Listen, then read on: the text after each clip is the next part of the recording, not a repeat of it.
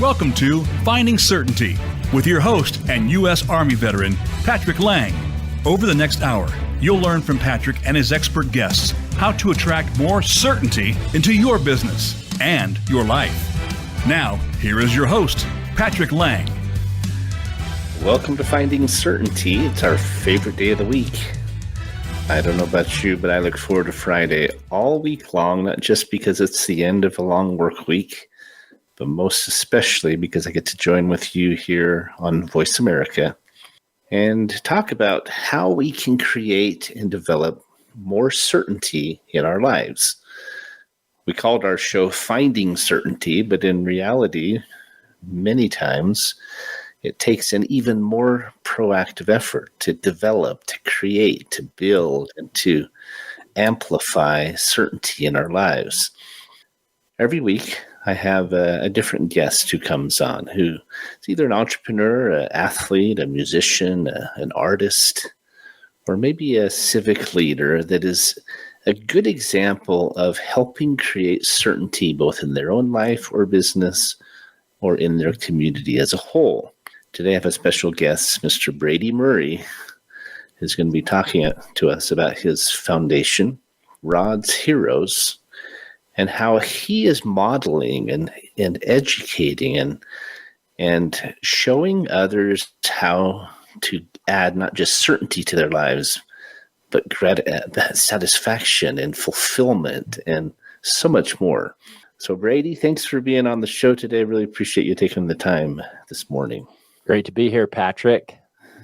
Well, I know you're doing some good things, and I'm excited to hear your story. I know our listeners will really enjoy hearing what you're doing with Rod's Heroes and also Carrying Tide and so forth and so on. So I always start out the show by sharing two reasons why I've invited this specific guest. I used to just share one, but I always had to make a decision. And finally I said, why not just share two?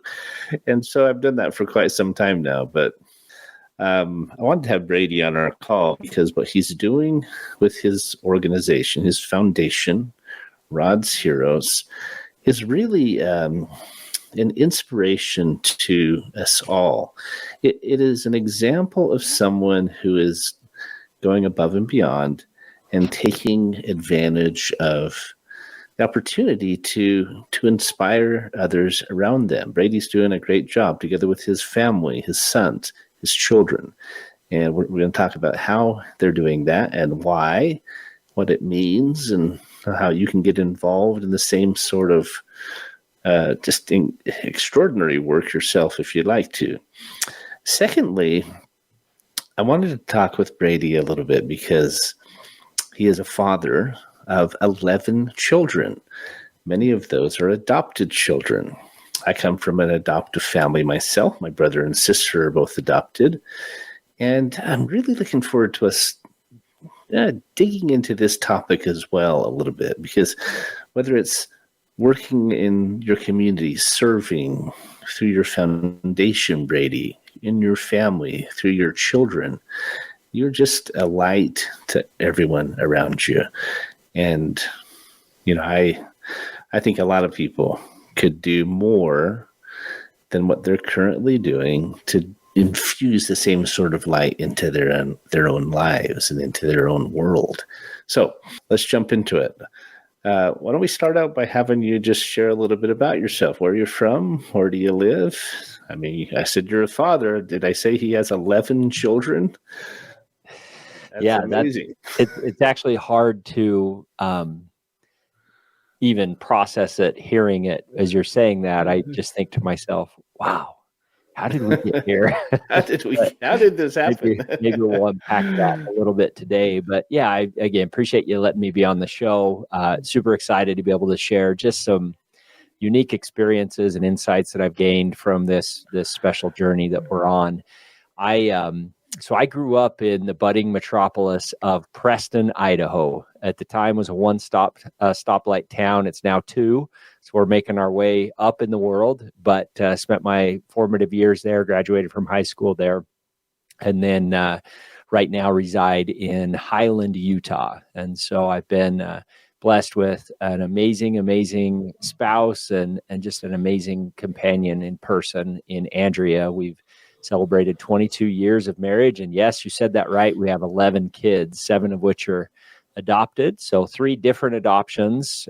Started with an adoption from China, an international adoption. Cooper, who is our 12-year-old, he was 4 at the time. Coop has Down syndrome. And then we were foster parents for a number of years and were able to adopt 2 beautiful little girls through foster care. And then most recently, almost a year to the date, actually, we were able to travel to Colombia and adopt a sibling group of 4 children that are all older children. That is a sibling group. So pretty unique experience. And then we have 4 biological children. Our first 4 were biological children, and our oldest son also has Down syndrome NASH. So it's complicated. I don't know if you got all that, but that's where it is. I don't think of it as complicated as much as, and not even chaotic, although I know it is when you have lots of kids and a big family and lots going on. But I think of it as this just beautiful tapestry of interweaving colors and threads and textures and that's the spice of life, right? I mean, I loved growing up in a family where we weren't just cut and dried white bread. I used to complain I didn't have as good a tan as my brother and sister. She's adopted from Korea. He's adopted from Samoa. And I always felt left out. Right. And now she's married to a really amazing Black guy. And they have these gorgeous Korean, Black, Polynesian mixed children. We look like the colors of Benetton in a family photo. Pretty awesome. I love that. Right. I loved growing up like that. And I've always been proud of that fact. But yeah, we have a lot of that going on as well, with Coop being from China, and then obviously our 4 Colombian children, and then our 2 girls we adopted through foster care. Their birth father is Black, and their mother is white, and so they just have the most beautiful skin and just fun hair, and so we are very diverse in the Murray household as well. That's great. We've been referred to as the United Nations on more than one occasion. And you would probably qualify even more than us because you're twice the size. But that's fun. But our family's just incredible. I mean, I know you're a big proponent of family and families, and I saw a quote that was on your website where you talked about how there's no greater joy, I don't remember the exact verbiage, but there's just no greater fulfillment than a dynamic, diverse, and growing family. And these days, a lot of people are choosing not to have children, or they're having 1 or 2 at the most. This concept of these big families is a kind of a thing of the past, and it's unfortunate. My wife is the oldest of 10 children. Right? She grew up on an Idaho dairy farm. My best friend's from Preston, Idaho, by the way. You may know him, but I like it. All roads cross through Preston somehow. That's right. So when you had your first 4 biological, what prompted you to consider adoption or foster care beyond 4? I mean, 4 is a pretty good number. A lot of people would think, hey, that's a great size for a family. Got 2 and 2 maybe, but yeah. What was the catalyst for you that made you start maybe looking beyond your nuclear family? So I believe in this concept of serving the pain that you know best. And I believe that life entrusts you with experiences, some of which you choose and other experiences you don't choose, but they do happen. And so if we look at this concept of these entrusted experiences and take it from the approach of these experiences are coming to us for a reason. They don't happen to us, but they happen for us. Then that really is the premise behind really where all this started. And so in my story, I was actually born Brady Gomez, and my mother and my father divorced when I was just a baby. And so my mom later remarried when I was 4 to a man named Reed Murray. And he later adopted me when I was 13. And so Reed, I grew up with Reed, with my father, who doesn't look a thing like me. I don't look a thing like him. We're very different personalities even, but he was my dad, and he cared for me. And he is my dad. And so I always honored that, and I respected that. I knew that was a choice that he made. It wasn't something that he was forced to do. That was a choice that he made. And I wanted to I just felt that in my heart of wanting to pay that forward. And so fast forward a number of years, it's a beautiful experience. Actually, I have a wonderful relationship with my birth father and with my adoptive father. And so it really is the happiest of endings that you can imagine. But I did grow up with Reed as my father on a day-to-day basis. And so when Andrea and I met, I actually spoke openly about my desire to someday possibly adopt, and I wanted to see how she felt. And she said, I love the idea. We absolutely should do that. And she just has a heart for that. And so it's kind of an interesting thing with Andrea. When she was just at a young age, 11 or 12, her great grandfather gifted all of the great grandchildren some money. And it wasn't a large amount, but to an 11-year-old, it was a huge sum. And he asked all of them, what are you going to do with this? And at this young age, she said, I'm going to go to South America and I'm going to start an orphanage. And so she had adoption on her heart as well. So even as a young girl, that's amazing. Yeah, definitely. So there was like that foundation behind it. And after we had, 4 children, we felt on our hearts that we should probably, it was time. We wanted to explore. And honestly, to me, it was like, let's adopt one child. And I thought we would adopt a baby. That's just what I always envisioned. And I remember when we were talking about adopting at that time, Andrea had talked to me and said, Brady, what do you think about adopting a child that has Down syndrome? And that was not logical for me. And so our second child, Nash, has Down syndrome. We did not know that Nash had Down syndrome until after he was born. And that was a very, very emotional and very raw experience for me. And I wouldn't, fast forward now, Nash is 17. I wouldn't trade it for anything in the world. I consider Nash among my greatest blessings of my life, and Down syndrome among my greatest blessings. But at the time when we're contemplating adoption, Down syndrome and adoption was not a 2 + 2 = 4 equation. That didn't pass the logic test to me. Doesn't calculate. No. At first blush, at least, right? It seems like adoption is already a seemingly big endeavor. Yeah. And adding a disability to it or a challenge like that, same with foster children, right? It's adopting foster kids, and you have the complexity of their families and their trauma, and you think, well, that's asking a lot, right? Yep. But I'm looking forward to getting it. I know we're going to talk about why it's so worth it, but let's keep going. Yeah, and so in that circumstance, that was probably the first scenario where Andrea and I weren't necessarily on the same page, and it's not like it wasn't a source of conflict or anything, but that was not what I wanted to pursue when I thought of adoption. And for her, that was something that she just felt on her heart. And Nash was 7 or so at the time, and he is a tremendous blessing to our family. And Andrea had seen how that had been a tremendous blessing, and we had been doing a lot of work advocating for children in need of adoption that have Down syndrome, but it just didn't seem logical to me. But that was the first time that I remember Andrea feeling strongly about it, and she was so kind and so just loving and just encouraging, and I wanted to honor her feelings. And so I took that to just my quiet place, if you may, for a number of weeks, and just really trying to decide and feel if that was something that we were supposed to do. And in those quietest moments when you're able to really be in tune with what you feel like the right path is for your family, I felt in my heart that was what we should do. And that was super, super scary to embark on that path of adopting a child that has Down syndrome from another country. But that's what I felt like we were supposed to do as well. And so we went for it. Well, I love that you talk about going to your quiet place, whether that's the outdoors, the temple, your man cave, whatever it is, right?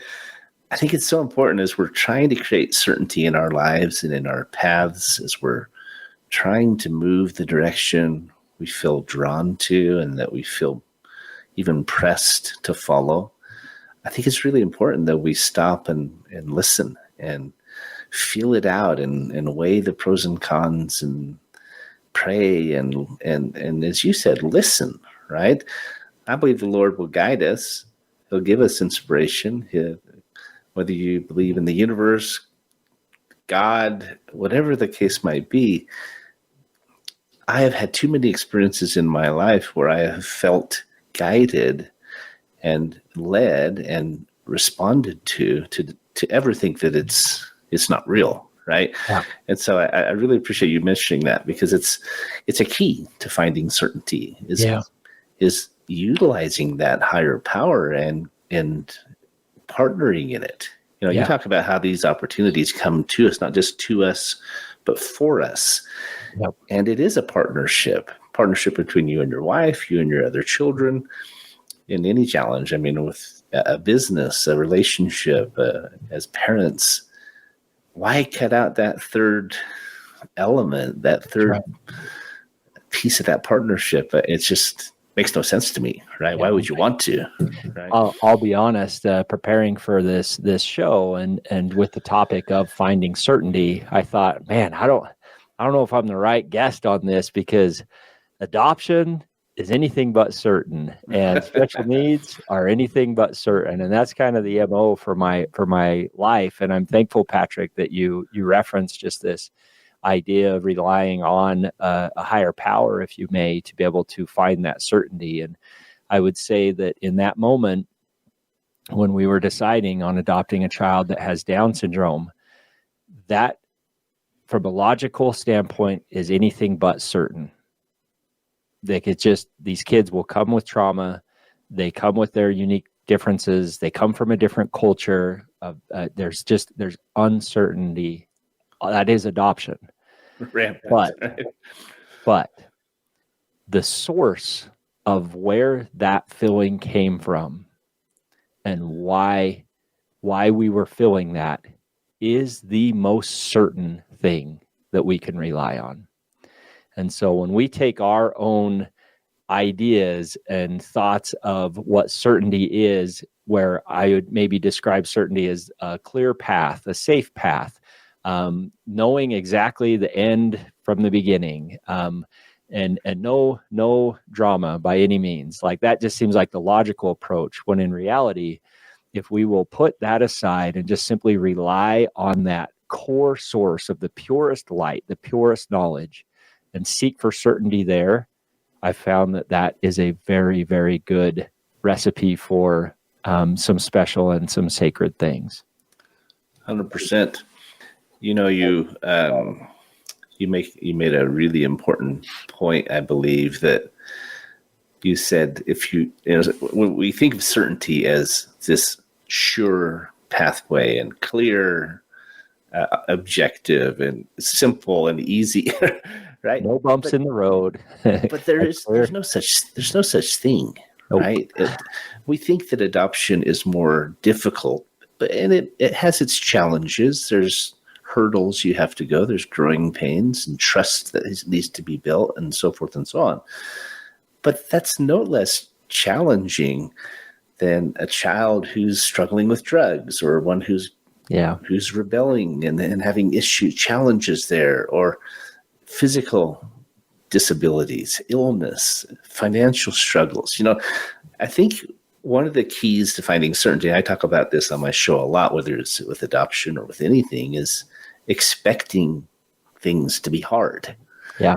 And when they do get hard, when you do hit the wall, don't question, what am I doing wrong? Or shake your fist at the heavens, or get depressed or discouraged, thinking you're getting an unfair slice of trial, right? Because that's the mortal experience. That's why we're here, is to gain experience, to learn, to grow, to be stretched.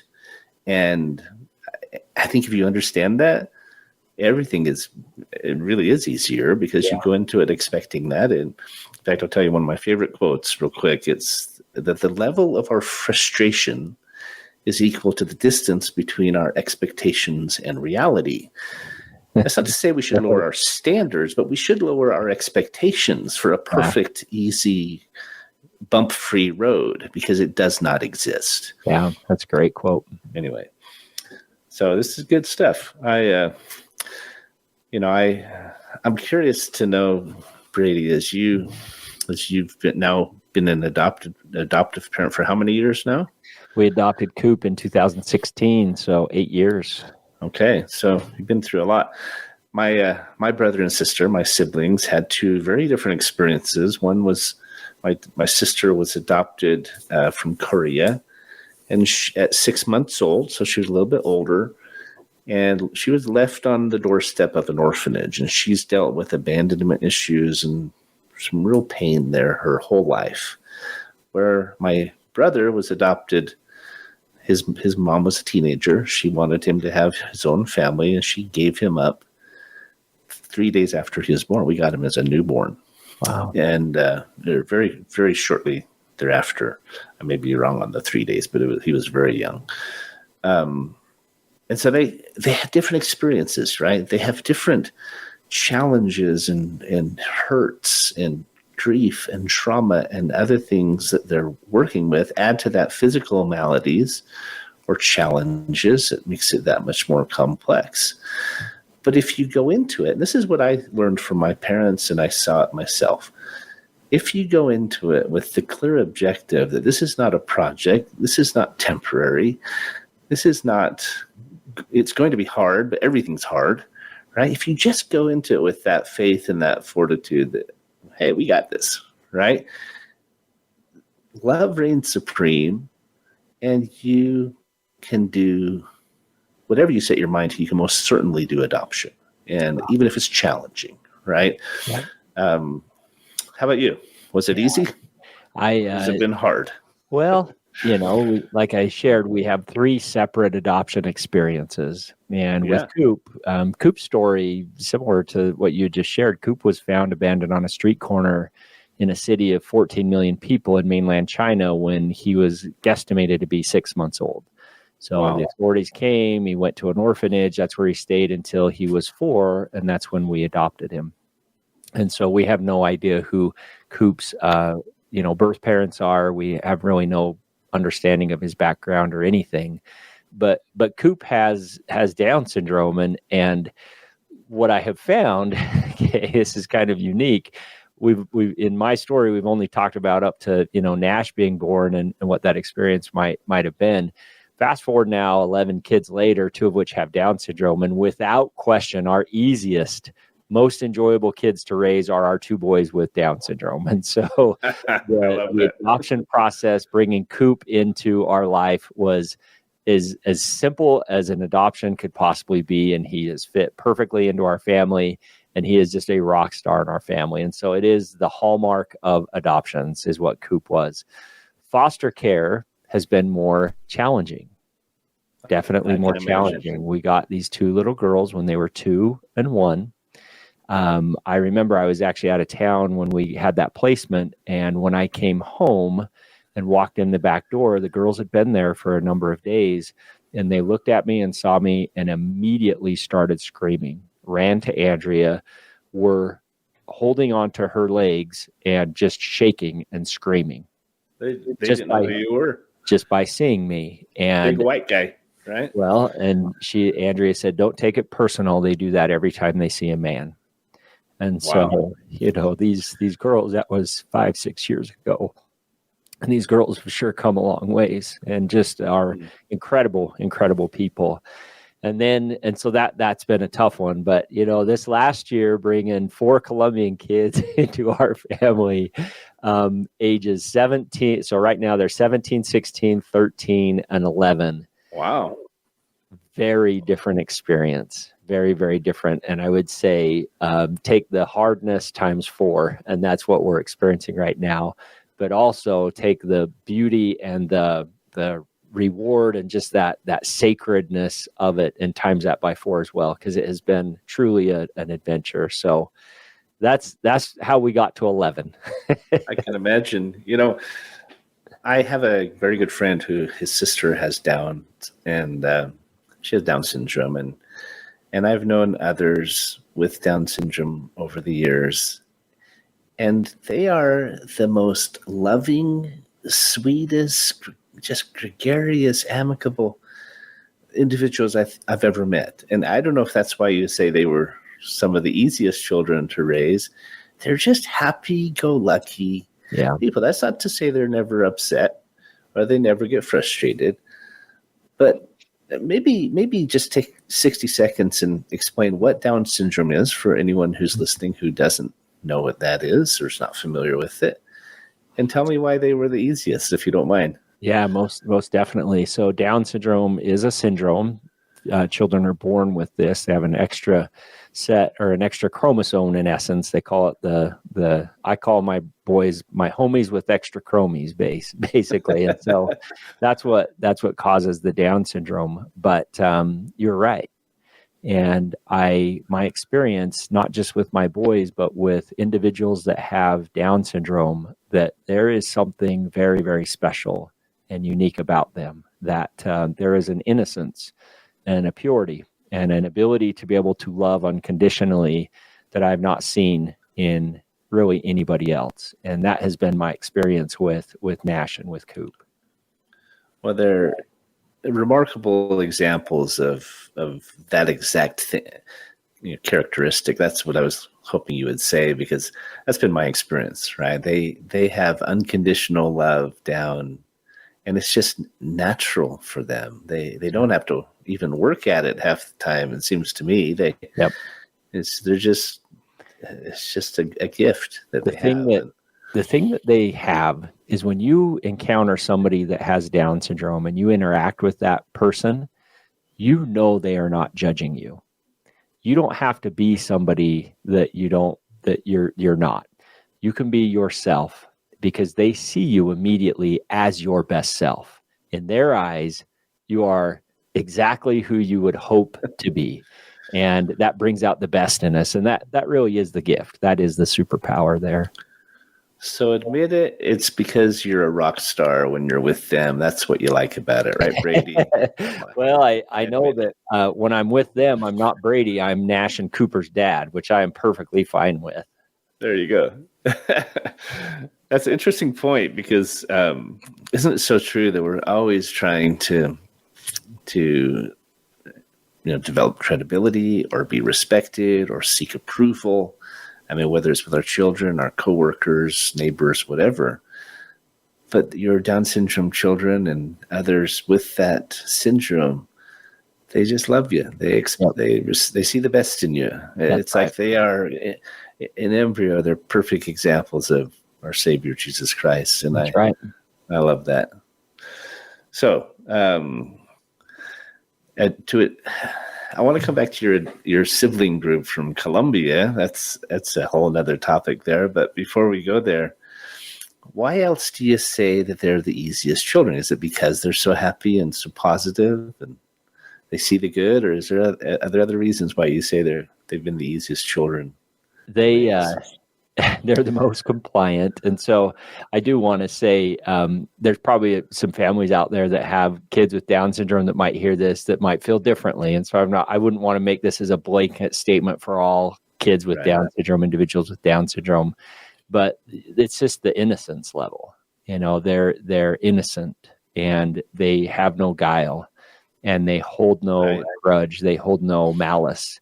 And they truly are just an individual that is here and are bringing light and joy in our family. And when they do get grumpy, it's cute how they get grumpy, or when they do become upset at something, it's cute how they become upset at something. And so it's just pretty difficult to be able to ever be upset with Nash and Coop. Yeah. I've found that they teach me a lot about how I should approach conflict or frustration or impatience or whatever the case might be, because there's such good examples of taking it in stride and letting it, water off a duck's back. Yep. They might get their feelings hurt. They might get upset at times, but like we all do, but it's like they forget about it the next minute. That's right. They let it go, right? That old Disney song, "Let It Go." Yep. There right? you go.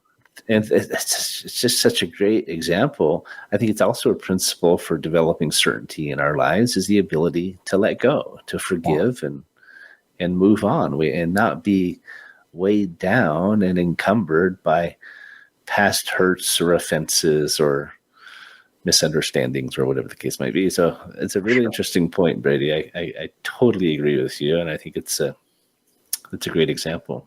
Yeah, But, thanks. so I know you through your foundation, which we'll get to in a little bit later in the show, but I know you're a big proponent of families adopting children with disabilities and children with Down syndrome for all these reasons, I would assume. But I'm really interested to hear that story. But let's talk about your sibling group from Colombia. A couple of things interesting there that are, again, a little bit out of the norm. Yes. One is adopting a whole sibling group with multiple children. Not very many people do that. Two, adopting older children. Yeah.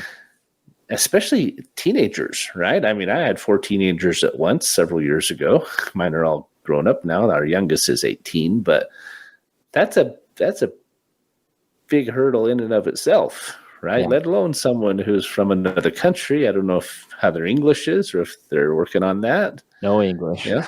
I mean, tell me more. So we, when this idea and when we found out about these kids, same pattern. Andrea felt like this is something we should consider. That wasn't just a no; it was like a hard no for me. Going from 7 to 11, I personally served a mission in Peru for 2 years, and so I know the culture down there, and I love the Latinos, but it is a very different culture. But same pattern. Andrea encouraged me to just seek a quiet place and take some time and see if this is something that we should do. And I did, and I counseled with Andrea, and she gave such tremendous insights. And just in those quiet moments, we both knew this is something that we should do. And that did not make it easy. It was about a year-long process to finalize the adoption. We went down there. We spent 27 days in Colombia with them, and then we came home. And this is a lot. Like, this is a lot to take on. These are 4 kids. They did not speak any English when they got here. Fast forward again, almost a year later, 3 of the 4 definitely are not doing great with their English. The youngest is doing really well with English, and the especially the older 2 are not doing great with English. You have in your mind that when children get adopted, you think of the movie Annie, and you think of how everything just like this is the greatest, biggest dream a child could ever have. And then imagine, they get to come to the United States and they have a mom and a dad that loves them now. And they have like all of this opportunity. And you just think that that's what that's going to be. And it's not. It's not. It's not their culture. It's not their home. It's not normal for them. It's not comfortable for them. And then they have 7 siblings now that they've never had before. Right. And so there's that aspect. There's a lot of, it's very complicated that way, but that's one side of the coin. The other side of the coin is these are children that have been in foster care for most of their lives. They have never known the love of a mom and a dad, a family. They've never known. They were in multiple different foster homes. Almost every year they were changing. And now they're in a place where they have stability. They have a family that loves them. They have opportunity. They're going to schools that are wonderful schools. I mean, it's just a special, special thing for them. And so you have this extreme fire of uncomfortableness for these kids and this extreme ice of opportunity, if you may. And in the middle is where we exist right now. And so this is still very, very fresh and very new. And it is a beautiful experience, but it's still very raw. A lot of work. Well, we are up against our break for the show here. Visiting with Brady Murray. He's the founder of Rod's Heroes, which we'll talk about a little bit when we come back from our break. Father of 11 children, 2 children with Down syndrome, 7 adopted children. I mean, I love this story. I'm really enjoying this, Brady. So thanks for being on. Don't go away. If you're listening, we'll be right back.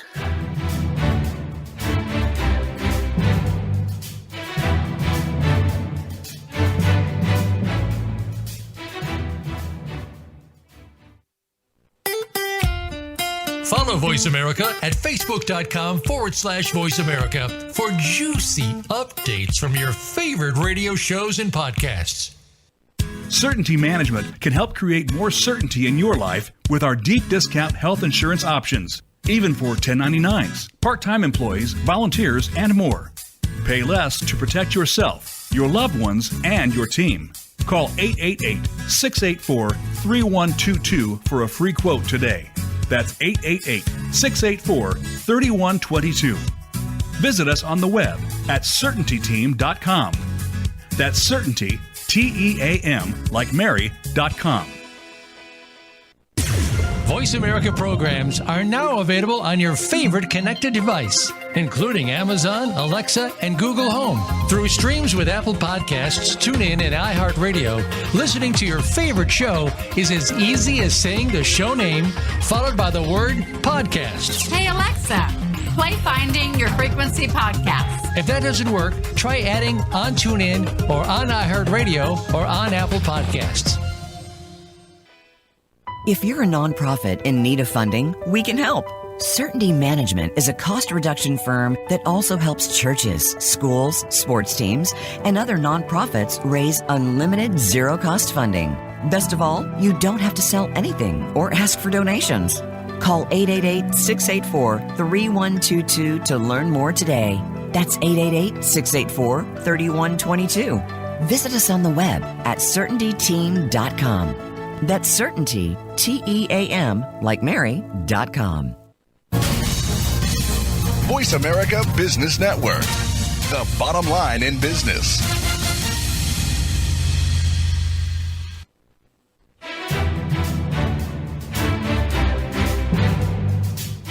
You are listening to Finding Certainty with Patrick Laing. Have a question for Patrick or his guests? Join us on the show at 866-472-5790. That's 866-472-5790. Now, back to the show with Patrick. Welcome back to Finding Certainty. I'm visiting with Brady Murray. He's the founder of an extraordinary foundation named Rod's Heroes. And I want to talk a little bit about that in the second half of the show here. But during the break, we were talking about how challenging it is for foster children, and especially any of them that are older, to actually find a family and be placed through adoption. A very small percentage, as little as 1%, 2% that actually end up being adopted. And I think it's understandable because families have this image of a baby that they get, like we did, that was 3 days old, and they get to raise them and they get to bond with them. And, you know, I think there's that. There's also this image of this idea that older kids who've been in the foster system are going to be a problem, right? They're going to be a challenge. My business partner, Frank Hellring, is very passionate about this topic. We've talked at length about starting a foundation focused on helping kids who are aging out of the foster system and creating internships together with companies around town to give them opportunity, and creating Thanksgiving dinners and so forth and so on. Even if they don't end up with their own family, at least they have a community, right? Yep. At least they have a tribe, as I like to say. But what's the solution, Brady? I mean, it's such a small percentage, and it's a percentage that we have got to increase. Yeah. Is it just education? from my perspective, just take the United States, for example. Right now, there's roughly 400,000 children in the foster care system. 100,000 of those are eligible for adoption. There are millions of families in our country that are able to answer the call to adopt. And when I say able, they have a stable home environment, they have stable jobs, they have the ability to be able to answer that call. And so really it's just bridging that big gap and being able to see and help these families to be able to understand what a tremendous blessing this is, not just for the child, but also for the family. I have a hard time believing that there are any children out there that don't have a forever family out there waiting for them. Like, just in my heart of hearts, I can't actually believe that. And so really it just comes down to this concept of there are no unwanted children, just unfound families.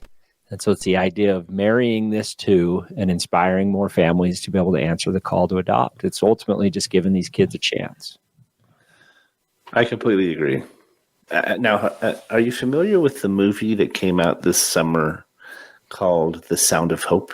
Yeah, it's the I watched story that. of Possum Trot. That's a very real depiction. I mean, that's a raw movie, and a very there's definitely some extreme scenes that are in there, but the emotion of it and that's a very real depiction of what foster care can be like, for sure, both good and bad. Well, what I love about that story, and anyone who's listening, if you're not familiar with it, I encourage you to look it up. It's the true story of Donna and Reverend W.C. Morton. They were the pastor and his wife of a church in East Texas, in this community where 22 families adopted 77 children from the local foster system. I mean, you mentioned a very important word a few minutes ago, Brady, and you said it is generational, right? This is generational change. You're not just going to impact that child. You're going to impact their children, their grandchildren, maybe their biological families. I mean, the list goes on and on. So I love that story. If you haven't seen it, if you're interested in this topic at all, which I hope you are, watch the movie. It's very powerful. Great movie. We could talk all day about your kids. You got a lot of them, but there's a lot to be said about them. And but let's talk a little bit about Rod's Heroes. Yeah. And I know it was built kind of because of Nash, right? He was the impetus to it. Do you want to explain what it is and why he's so central to it? Back to what I shared at the beginning, I just believe in this concept of serving the pain that we know best, and that life entrusts us with experiences for a reason. Life doesn't happen to us, it happens for us. And so when I became a father of a son who has Down syndrome, I leaned into it. Andrea and I both leaned into it with all our hearts, and that led us down a path of learning what happens to children that have Down syndrome in many developing countries, that they are abandoned, that the families abandon them, and that they go to an orphanage to where they will stay for the first typically 5 to 6 years of their life, and then they're oftentimes transferred to an adult mental institution around that age 6 or 7. And that's where they'll stay for the rest of their life. Oftentimes these kids that get transferred don't live into their teenage years just because some of the extreme circumstances that they're facing there. And so when we heard this, we felt in our hearts that we had to do something to be able to help. And so we started to research, and we found that there are actually many families that are willing to adopt, but the cost of international adoption is just too much of a burden for them to carry. On average, it's about $45,000 to $50,000 right now to adopt internationally. So this is back in 2011 that Andrea and I realized this, and we said, well, if money's the only thing standing in the way, what if we try and raise an adoption grant to help a child? Long story short, that Christmas that year, we, instead of doing gifts, we did fundraisers, and we saw a miracle transpire. We raised $20,000, put that out as an adoption grant for a young man in Lithuania who had Down syndrome. 30 days later, he had a family committed to adopt him. And we're like, this is fun. Let's do this again. But we only had so many family and friends to be able to tap into, to be able to fundraise. So we started to get creative. Andrea said, Brady, I have a great idea on how we can fundraise. You've always wanted to do an Ironman triathlon. Why don't you do an Ironman to be able to raise funding and awareness for one of these kids? And I looked at her and I said, honey, why don't you do an Ironman for one of these kids? You just want me to get in shape, don't you? Yeah, there you go. This was 2012. And honestly, I'd done some really small triathlons, but the thought of actually doing a full Ironman was just not in the cards. But as I thought about it, I thought, if me doing an Ironman means that one of these kids like Nash gets to have a forever family, I'm going to give it a shot. And I started to train, and then I witnessed a miracle. The story started to take form, and some of the news stations started to pick it up. And by the end of the year, I had an invite to come and race, not just in any Ironman, but to race in the Ironman World Championship in Kona, Hawaii, which I did. And after that story, there was actually a coverage on NBC. It shared our story. And I had people reaching out from all over the world, really saying, we want to do this as well. And that's where the creation of RODS started, which RODS stands for Racing for Orphans with Down Syndrome. And so we became a 501c3 in 2013. And for the last decade plus, we've been dedicating our time to helping children with Down syndrome get adopted. Wow. That's quite the story. I got emotional just listening to you. Our company, Certainty Management, we decided a few years back that, it was about a year and a half ago, that we could do more than just make income. We wanted to make a difference. We actually were talking about starting our own nonprofit. But instead we said, why don't we do what we're good at and help others to do what they're good at, right? Yeah. There's amazing organizations like your own that are doing great work. And the number one thing most of them need is funding. Yeah. The more funding you have, the more good you can do, the more people you can help, staff you can hire, et cetera, et cetera.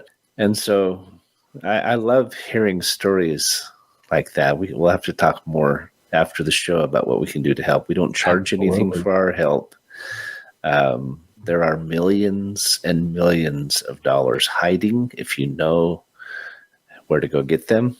And so that's a big piece of our company now, is what we call our Certainty Partners program. It's beautiful. Thank you for what you're doing. I've been on both sides of the spectrum as running for-profits and then obviously nonprofits. And I can tell you that it's what you just described, individuals being willing to lean into what they're good at for the benefit of others, that makes it so these nonprofits are out there and that they can run.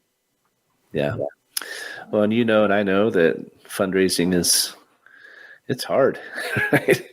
Yeah. It's exhausting. I talked to a lot of nonprofits and a lot of fundraisers who are, if not tired, they're even burned out on trying to raise money, and especially coming off of the heels of a global pandemic and so forth and so on. So there are ways that you can access funding at zero cost, unlimited funding, residual funding that can help you, anyone out there, if you're listening, help your church, your school, your foundations to do more.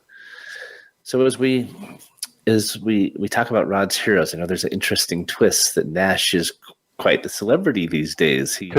Coop's the celebrity. Coop, yeah. Yep. Oh, so it's Coop that's the pitcher. The celebrity, yep. My China your boy. Chinese son. Okay. For some reason, I thought it was your older one, Nash. But Coop's actually in this picture right here. That's when he pitched at Fenway. And tell us about that, because that was really intriguing when I heard about that. I bet he's just having so much fun with it, and it's such great exposure for your 501c3. Most definitely.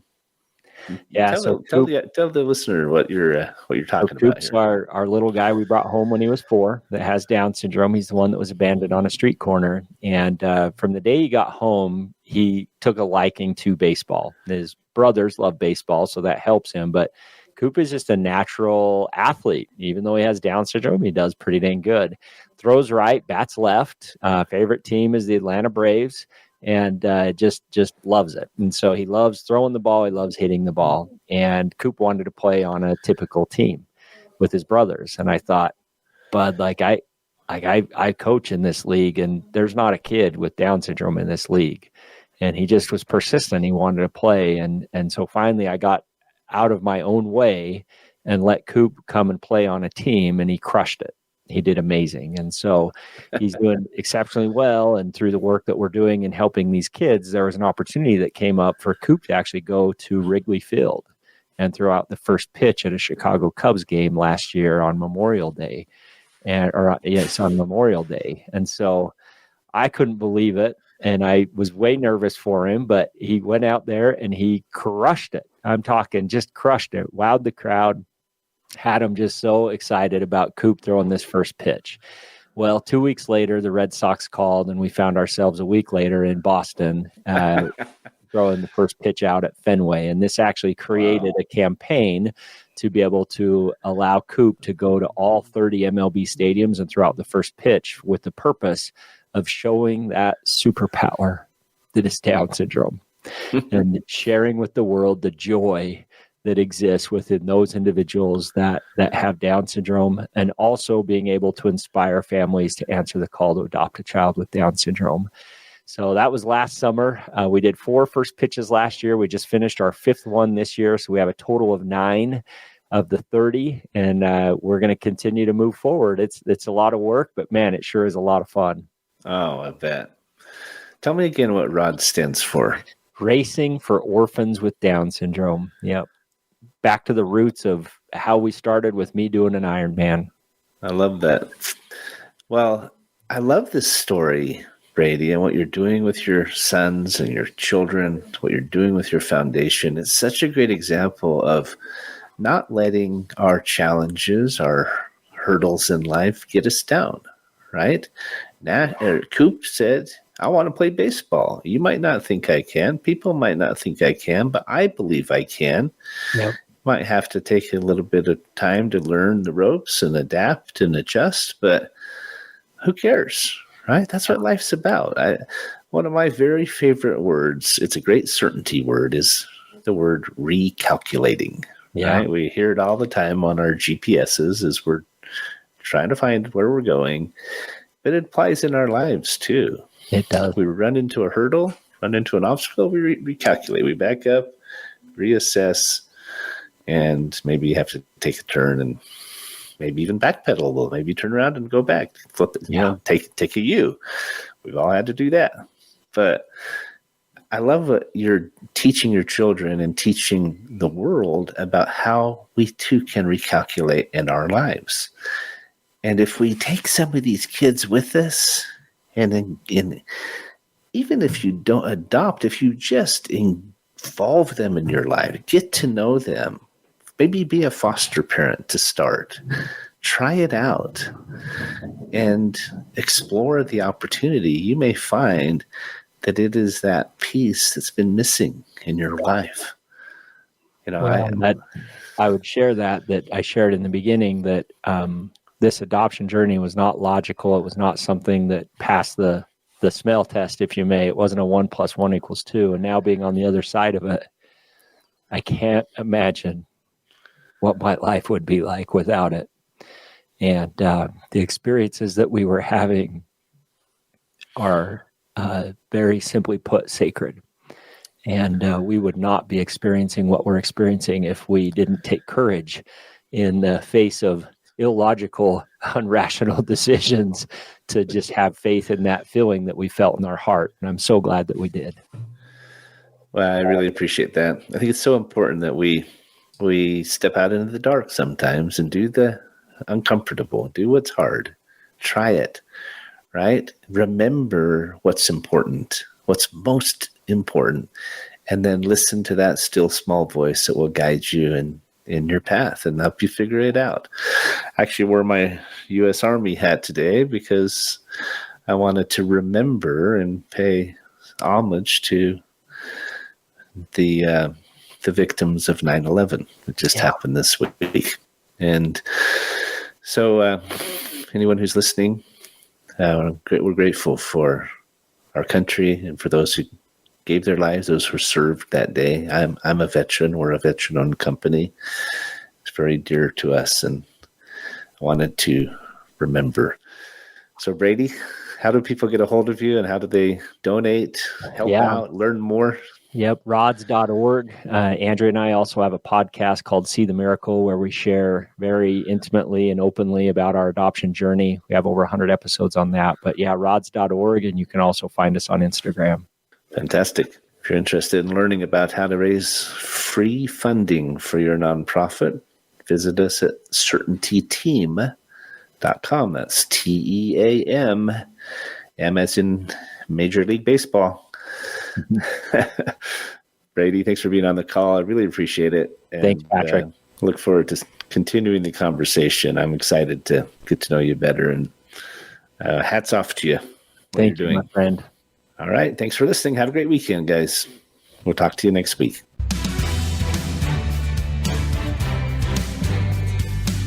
Thanks for tuning into today's episode of Finding Certainty. We hope you've gained some more insight into how to create more certainty in your own business or nonprofit. Join us next week for another taste of the Certainty Experience. Until then, we wish you greater certainty in all that you do.